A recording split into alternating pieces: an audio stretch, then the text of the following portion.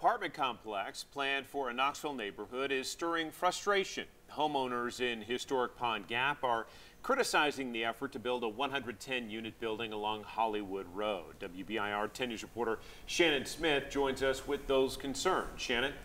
John, it was a vocal group of about 25 self-proclaimed pond gappers crowded the busy intersection of Hollywood and Sutherland tonight, handing out signs and asking people to help save their pond. They say safety is the biggest concern. Save our neighborhood!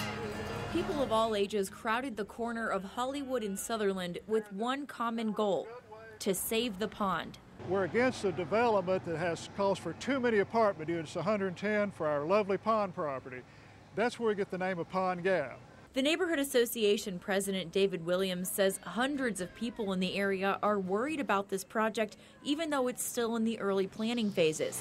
The apartments are considered workforce housing. We are the workforce they're talking about. We're not against workforce housing, but we have some real concerns about the volume. Neighbor Stacy Varon says that first concern is traffic. A Metropolitan Planning Commission zoning report states Hollywood Road's traffic could increase from about 8,500 to 10,000 cars a day. For anyone who's ever driven on Hollywood, you know it's already congested. The MPC says Hollywood Road can handle the extra traffic, and staff expect sidewalks to be installed if the complex is built. But neighbors still aren't convinced. What's he going to do about the flooding? The city hasn't cleaned up the storm drains, so a lot have to be done. Pond gappers are hoping to reach a compromise with the city and developers. One idea is a complex with fewer units. We welcome people in here, but we can only take so many at a time. Until then, these signs and yellow t-shirts will be a common sight in Pond Gap.